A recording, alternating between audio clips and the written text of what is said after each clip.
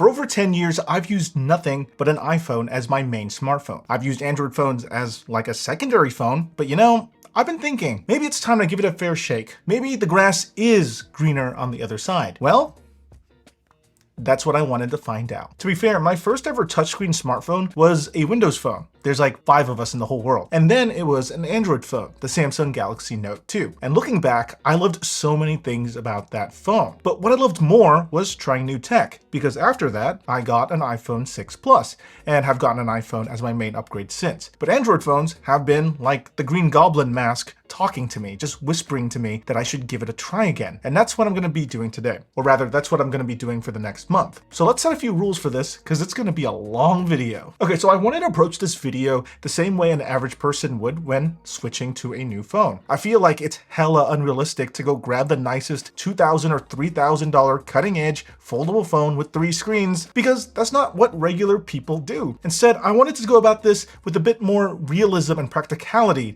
not just from a techie perspective, just like any regular human being would, and all the different struggles and troubles that they would experience. Let's set up our fake little scenario, right? I have an iPhone 15 Pro right here, and I'm craving a change of pace. What are my Android options? We jump on the internet, we type in a couple words, and wow, that's a lot. See, with the iPhone ecosystem, your options are super limited. You can get the cheap one, the older one, you can get the latest one, the thin one, the best version of the latest one, or the XL best version of the latest one. That's it. With Android, it's a little more complex. It's very much like Windows computers, where there are dozens of brands with their own versions of the Apple lineup, but oftentimes have even more options. Samsung alone has close to 20 different models available for purchase on their US site, ranging all the way from budget phones to pricey cutting-edge devices.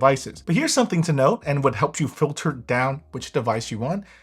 They're not all the same. You might be asking, Jimmy, what the heck do you mean? They're all Android phones, right? They should all be the same. They all run the same operating system. I mean, yeah, but no. Android is the baseline operating system on these devices, but each manufacturer takes that and places their own skins, software, and features onto these devices. So using a Samsung phone could feel like a totally different experience than a Google Pixel, or a Sony phone, or a nothing phone. The vibes are just so different from brand to brand. The one thing that they will have in common, besides the baseline operating system, is access to the Google Play Store. This is the equivalent to Apple's App Store on iOS, where the majority of Android apps can be found. Okay, cool. So how do I find out the best phone for me personally to purchase?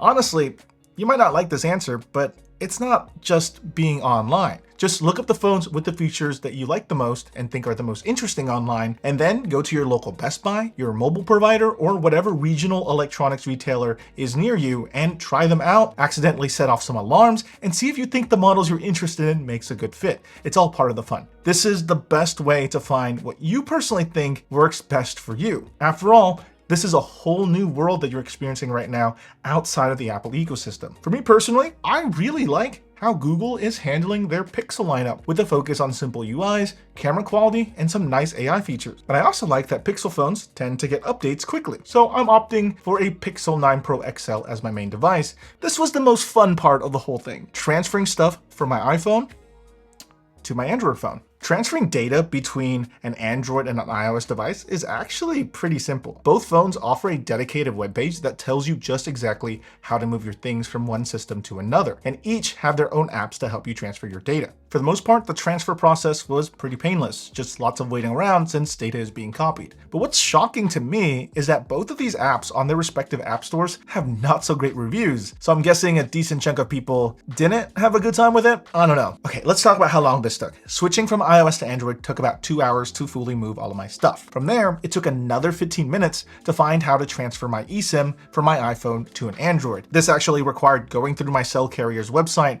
and typing in some codes from my Pixel. If you're moving from Android to Android or moving from iOS to iOS, this is actually part of the process and a lot easier. It's only when you're trying to move between these two different operating systems that they make it kind of difficult. I don't know if that's by design, but this is an area that needs improvement for sure. Then for the next 30 minutes, maybe it was just a method I used, but none of my apps that were common between iOS or Android transferred over. So I had to spend a good 30 minutes glancing back and forth between my two devices just to make sure I downloaded the apps that I needed from the Google Play Store. And then I spent another good 30 minutes signing into every app again. So total time for the entire setup process of transferring things over and getting situated was about 3 hours. $100. Okay, so now that we got everything up and running, what has it been like switching from iOS to Android for a month? Why are you asking me? It's still day one. Instead, let's fast forward to the future, to the end of the 30 days to see what future Jimmy thinks. Oh, you're here a little early. I didn't see you there. Well, I guess this is as good as a time as any to tell you about today's sponsor, Torras and their Flexline charger. Well, Torras's Flexline charger is a 67 watts gallium nitride charger with one of the most useful features around.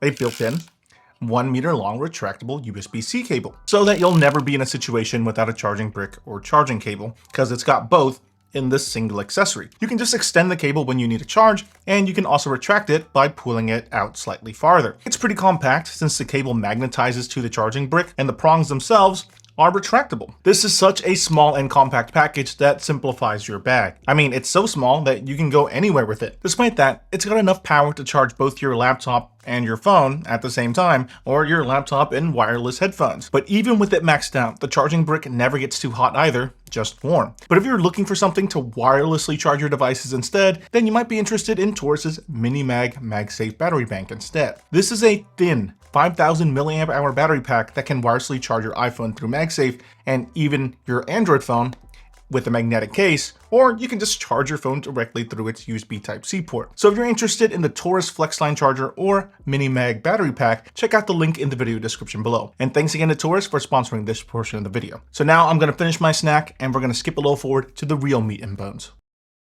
All right, it's been well over a month now, and wow. It's been such an interesting experience. Where do I even begin? The first week was full of setting things up just how I like them and learning to use Android how it's supposed to be used, like getting used to the UI, swipe controls to navigate the screen, and dealing with Android notifications. Honestly, it wasn't hard to adapt to. There's only so many different ways to press a big glass screen. Instead, it was more like learning to break away from the muscle memory of iPhone swiping. But once you get past that, using an Android device, especially the Pixel, honestly felt very similar to iOS in many ways. Like the deep integration of Google services is ever present throughout the OS, you almost can't get away from it. From Google Maps, Photos, Drive, Home, the Play Store, everything. This does bring some synergies of the phone together, similar to what iPhone users get when they stick to the Apple ecosystem, but this is much better than if you were using an iPhone trying to use Google services on those devices. Just like Apple, Google pushes hard on trying to get you to pay for cloud storage. And lastly, both are now super customizable, from app icons to how you can customize your home screen with apps and widgets. In this regard, both started with very different approaches, but are now closer than ever, and are now so freaking similar, it's kind of crazy. If you told me this fact years ago, I probably wouldn't have believed you. iPhone users give Android crap for being very confusing, but truthfully, when I look through the settings for Android, it's only about as confusing as iOS's settings, which have gotten massively bloated over the years, and in some ways, I might like how Android lays out their setting screens better. I think the only difference there is that iPhone users have gotten numb to it because they see it every day. Both are bad, just in different ways. It just requires a bit of adjustment, but overall, I had a good time relearning all the old things that I remembered about Android. And so far, Android has treated me well. For the most part, if there's an iOS function I loved, there was almost always an Android alternative to it. I didn't experience any weird bugs or glitches any more than I do on my iPhone. They're both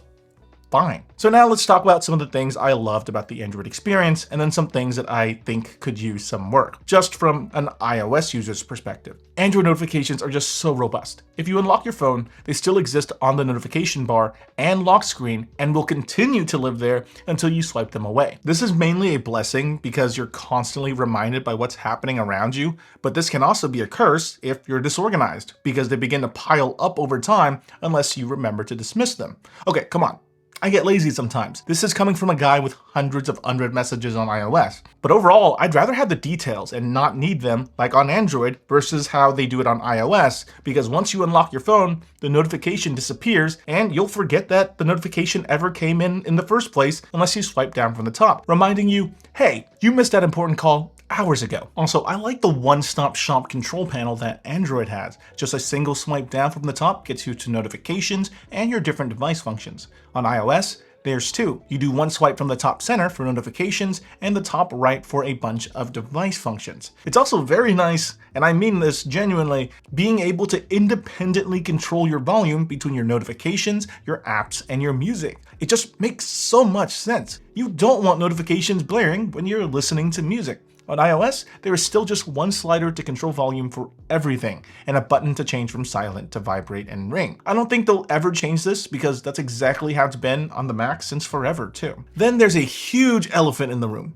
messaging. It was, believe it or not, actually a decently good experience. Okay, well, hear me out. This is going to be a long discussion topic. So in the past, Android phones and iPhones both used SMS and MMS messaging for texts and photos, which is the standard for text messaging since forever. These messages are sent over cell signals because back then, mobile data speeds were awful. Then in 2011, Apple created iMessage, a messaging app that uses your Apple device to send longer messages and to get read receipts, start FaceTime video calls, send higher resolution photos, and send videos and send files over the internet through Wi-Fi or your phone's mobile data. So when you message other iPhone users, it's blue to denote it's using iMessage and green if you're texting any other phone over SMS. This is what started the whole green bubble and blue bubble environment that we're living in today. In many countries outside the US, this isn't an issue, like at all. They use WhatsApp, WeChat, Line, or Viber, all device-agnostic platforms that do basically the same thing as iMessage. Here in the US, for a long time, we were using standard SMS messaging if you were on an Android, or iMessage if you owned an iPhone. And because of this, it created a really bad image of Android phones in the eyes of an average American iPhone user, because they genuinely thought and believed that Android devices had these huge limitations that affected their everyday lives, cheapening the Android brand image, something no other country had to deal with because they never cared about iMessage in the first place. Then everything started to change in 2018 when Google adopted RCS, which gave you basically iMessage-like functionality that worked directly in your messaging app, just like iMessage. So then Android devices had their own iMessage alternative with read receipts, robust group chats, reactions, and typing indicators. But communication between Android and iOS devices at this time was still over poopy, crappy, outdated, slow SMS. Until Apple finally, graciously, after years of dragging their feet, reluctantly added RCS into iOS 18 in 2024. Yeah, crazy. That was just like a year ago. But this makes texting Android users from an iPhone very similar to messaging another iPhone user. Except, of course, from the iMessage perspective, the bubbles are still green, since that really does nothing except to make Apple iPhones look better in the eyes of an uninformed person. But what is my point in telling you all of this? What I'm trying to say is, while messaging people with RCS on, it felt like I was just on my iPhone. It's so similar to the iMessage experience that I hoped it can change people's perception of what Android is as a whole. It's nice. Sure, there are some weirdness and wonkiness with some features, like reactions and responding to specific messages, and if you're in group chats, everyone, regardless of iPhone or Android user, needs to have RCS enabled for it to work correctly, or it just defaults to just SMS. But genuinely, RCS is really good. Not as good as iMessage, but close enough that I don't think people would mind too much if that's their main form of messaging. And it makes communication between Android and iOS users much better. If you haven't already, you should give it a try regardless of the OS that you prefer. I think it would shift your viewpoint on Android messaging a lot. But that experience also taught me something. When people see that green bubble pop up from your side, they get super curious. Oh, you switched? How come? Do you like it better? I get genuine curiosity from other people, not just because of the green bubble, but also when I was with friends and family with the Pixel in hand. Both Android and iPhone users alike wanted to know more about the phone I'm using, whether I'm enjoying it or not, how the UI looks and feels. It's a great conversation starter in its own right, but also shows you how much people do have a genuine interest in a device that's different than what they own, even if they're hesitant to make their jump to a different device. Okay, so those were the positives. Now I want to focus on items that I wasn't really a fan of. I quickly realized that I don't like Android gesture controls when navigating the UI, and having the option to use the older bottom button layouts is just a fantastic feature. However, with some apps, the buttons kind of just disappear and blend into the background of that app. This does depend on app to app. Some adjust perfectly, but others, like the awful ad-ridden MyQ app, the buttons blend well there. I also really miss the action button on iPhones. This is a physical button above the volume buttons on an iPhone that let you turn it into a bunch of different functions. So how everyone uses it is unique. And for me, it makes a great macro button to control and start cooling down the car before I get to it in the parking lot. On Android, doesn't have that. In fact, Android lacks a first-party method to create macros to run automations on your phone in the first place. iOS shortcuts are so nice because it's built directly into the OS with so many different actions that you can take. And the only option available on Android are third-party options like MacroDroid, which, don't get me wrong, is a great tool in its own right, just not a first-party option that's baked directly into the OS. Okay, so those were the main complaints that I had. It's not much because if we're being real here, I thought I'd have more to say. And while a month is a decent amount of time to use a device, I think you'd really have to use a phone for like half a year or a year to get a really good idea of the deep underlying issues or to get to more unique use cases. Using the Pixel 9 Pro XL daily was fine. It ran smoothly, the photos it took and videos it took were fine. Maybe not the absolute best, but come on. All modern day high-end smartphone cameras are good enough these days, and just the overall experience using it was good. I have no major complaints at all. I thoroughly enjoyed my time with the Pixel 9 Pro to the point that it kind of makes all my other issues feel like first world problems. Both Android and iOS are so different than they were 10 or even 5 years ago. But today, in 2025, they're so similar to each other in so many different ways. In fact, so many of the differences this video was going to cover are all things that both OSs just added that makes them both better, but also both more similar than ever. Both operating systems are using each other to improve themselves, and that's a very, very good thing. Competition is great. That just means we all benefit from it, but that also means I have less to yap about in this video. So yeah, I thought by this point of the video, I'd feel strongly towards loving Android more than iOS or outright hating it with a burning passion. But really, my experience with Android has been fine. Absolutely fine. I don't love or hate Android more or less than I do iOS. They both have their own unique, limited list of pros and cons. Neither is better, each is just different. And some will be better for your own personal needs, and that's fine. But for me, I'm going to continue using an iPhone. Okay, whoa, Jimmy, wait a moment. That kind of comes out as hypocritical, don't you think? And the irony in that is not lost on me. But there's plenty of reasons why, beyond just an iPhone or an Android phone, that we have to consider as well. And I know, we've all heard this one before, but I want to break it down even further to give you a further in-depth understanding of why. It's the Apple ecosystem. See, Google and even Samsung have very robust ecosystems in their own right, with unique features that you can only get if you own their specific devices. But what sets the Apple ecosystem apart is that it has three major components that makes it very difficult to leave, even if Android is a worthy alternative. There's the social aspect, the financial aspect, and the exclusive features aspect. Most of Apple's exclusive features can only be utilized by other Apple devices. And yet despite that, they still get 80% access to all the features the other guys have in their ecosystem. It's a little unfair. People also typically like to boil down the Apple ecosystem to the role the iPhone plays in connecting to all of the Apple devices, like the Mac, Apple TV, and iPad, and even accessories like AirPods and the Apple Watch. And yes, if you own those products, it's very difficult to leave the Apple ecosystem. You get messages, calls, and notifications between all of them. You can share your current screen or music to all of your other Apple devices. You can unlock your Mac with your Apple Watch. AirPods automatically switch to the device that you're currently using. The list goes on and on and on. So the exclusive features make a compelling reason to use Apple products. Like for me personally, my entire workflow is on the Mac, and it's so nice to get messages and calls and notifications on my Mac from my phone, which is probably the main reason I stay. So the longer someone has been in the Apple ecosystem, they are likely to own more and more Apple products, leading to the financial aspect of this. Let's say that you're relatively techie. You like staying moderately up to date with tech. You own an iPhone, an iPad, a MacBook, and AirPods. If you swap out your iPhone for an Android device, now those products go from great to good. Remove another one and it drops again, from good to just okay. But remember, you paid money for these devices, and since it's Apple, lots of it. You'll probably want to use these things until they no longer work. So it takes a few years to fully escape the Apple ecosystem, and during that time period, there will always be at least one Apple product in your rotation that's tempting you to re-enter into the ecosystem because of the product synergy. But the financial aspect doesn't just end there. That was just the hardware. What about digital downloads like music and movies that you've bought since the iPod days, or all the apps that you've purchased on the App Store? See, that's something that Android and iOS users can probably agree on. Switching between these two OSs also means having to pay more money to repurchase certain apps.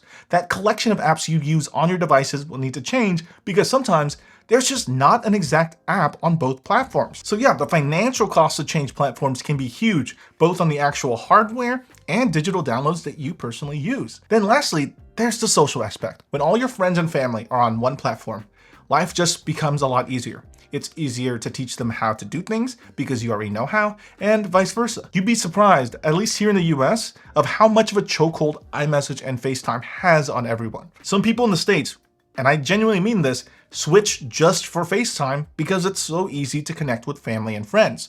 All those factors make up a huge reason why it's difficult to leave the ecosystem, but extremely easy to enter. And because Google makes it very easy to join theirs, even from an iPhone, oftentimes being on an iPhone feels like having more options and having the best of both worlds, even if that is artificially created by Apple to lock you in. To a lot of people, it worked. So yes, in a vacuum, iOS and Android are not so different. Sure, they have some different philosophies on how the OS is handled, but they do very similar things. But when you zoom out and look at everything else, that's where people's financial incentives, familiarity, feelings, personal life, and emotions play a role in what they eventually pick and stay with. It's not a single item, it's everything that leads up to it. Again, I don't hate either OS. I don't love either OS. They're just gateways to my digital life, how it's all managed, and how it interacts with everything else around me. And right now, in my own life, that's an iPhone. And for you, that might be an Android device or an iPhone too.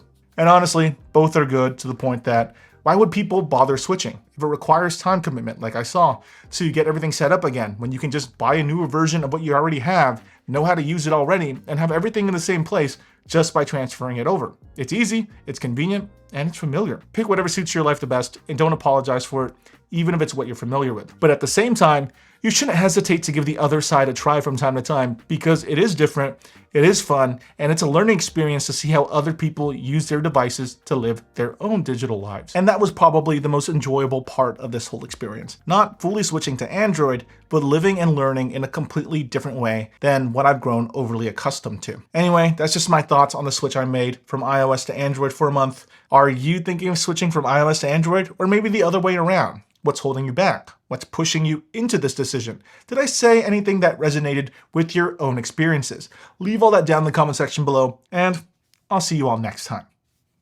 Bye.